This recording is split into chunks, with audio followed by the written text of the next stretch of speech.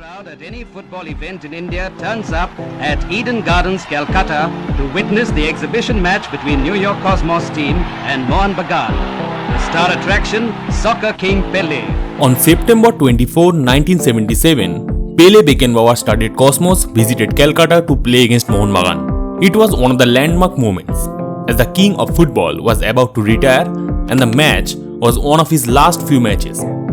Live TV telecast was rare in those days in India, but the hype was so much that Doordarshan decided to cover it. It was only the 7th season of New York Cosmos' existence, and after winning the second NASL Super Bowl, the team was on a tour to Asia to celebrate the final days of Pelé, and winning 3 other matches, Pelé faced Mohunbagan on a rain-soaked afternoon at Eden Gardens. So nobody in their wildest dreams had imagined anything other than conceding a handful of goals against a strong team like Cosmos, let alone a positive result. Welcome to the Centre Back, and we are back with another fascinating story of how the 1977 season of the Mariners started with stumbles, and just a 90-minute game changed the fortune of the club, landing them historic Triple Crown.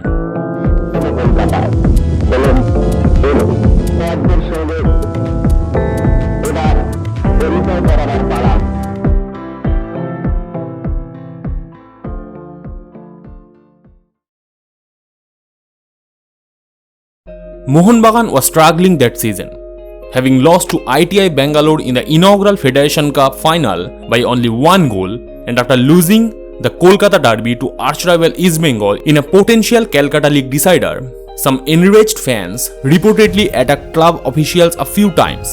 The situation was tough. Mohun Bagan team, which was still recovering from a humiliating 5-0 loss to East Bengal 2 years ago.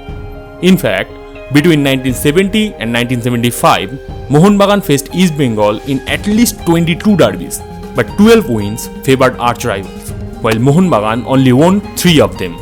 Earlier that season, floodlights were inaugurated in the Mohun Bagan ground for the first time in Kolkata Moidan. On that occasion, the team played a match against Paktator FC of the Soviet Union, which they again lost by 3 goals. Mohun Bagan squad, which was without foreign players due to its Bilbao-like strategy, was made up entirely of Indian players. Even so, it was a powerful one. Winger Manush Bhattacharya, Sudhir Kormokar, who was named Best Defender in Asia following the 1970 Asian Games, and prolific scorer Shyam Thapa joined the Green and Maroon Brigade earlier that season from East Bengal.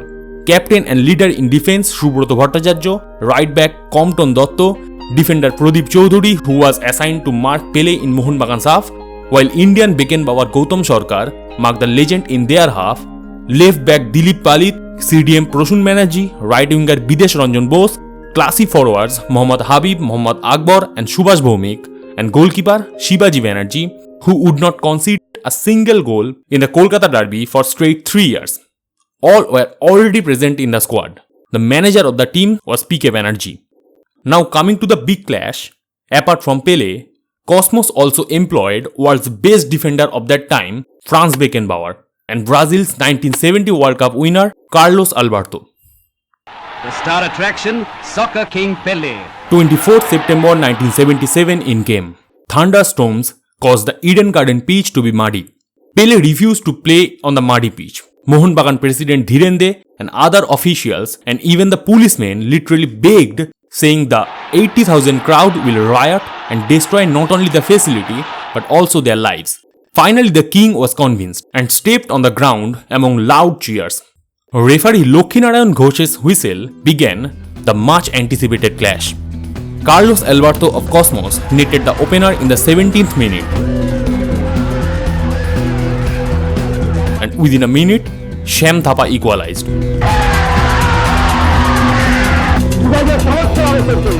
Mohammad Akbar's 40th minute goal put Mohun Bagan ahead.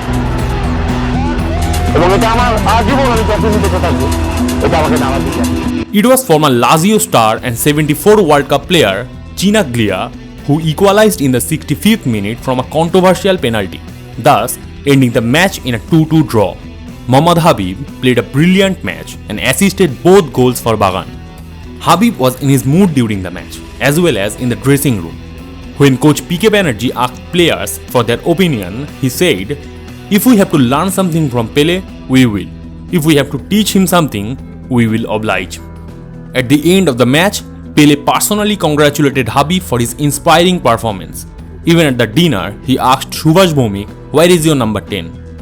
Apart from the stardom of Pelé, Beckenbauer and Torres in the Mecca of Indian football, another important fact about the match was that Mohunbagan was the only team that stood strong against the Asia Touring Cosmos team.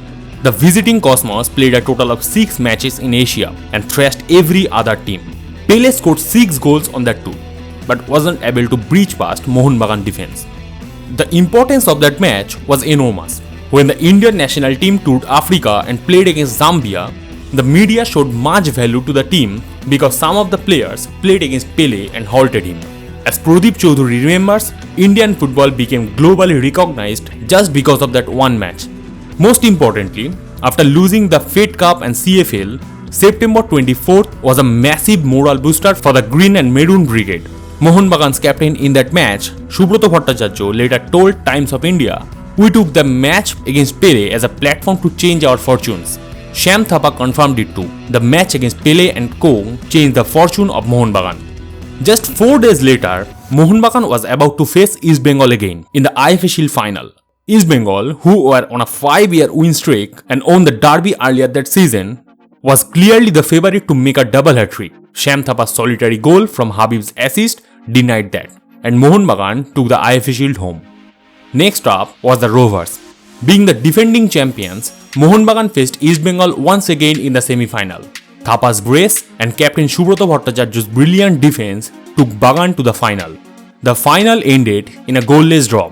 So beating Tata FC 2-1 in the replay with 2 goals from Thapa, Mohunbagan secured the second consecutive Rovers Cup. After a disappointing end to the Durand Cup last year and a complete turnaround since the Pelé match, Mohunbagan was eyeing the Durand Cup to end the season with a treble. They became the group topper and booked the semi-final slot.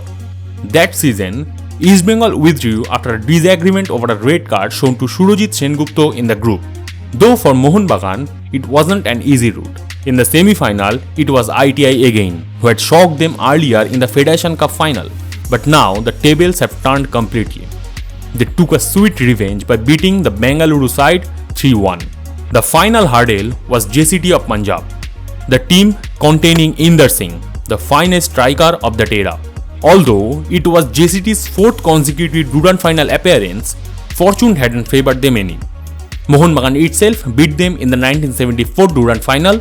In 1975, they were beaten by fellow Punjabi side Border Security Force, whom they would share the 1976 title with, as both the final and the replay ended in a draw. Hence, it was a tough fight for both clubs. JCT had a good start, netting the opener. Shyam Thapa equalized in the 60th minute, and the match ended in a draw. So a replay was the answer.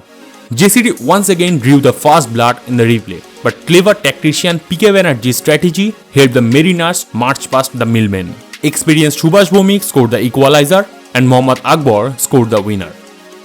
The Cosmos game, in retrospect, was not just the greatest football spectacle in India at that time, it also inspired a formidable Mohunbagan squad, which was still recovering from a humbling 5-0 loss to East Bengal 2 years before. The fans will always remember the resurgence that followed that game. In addition to winning the first triple crown in their history, Mohunbagan would go on to win the IFA Shield for 4 consecutive times between 1978 and 82. Also clinched the Federation Cup 4 times in 5 years between that period.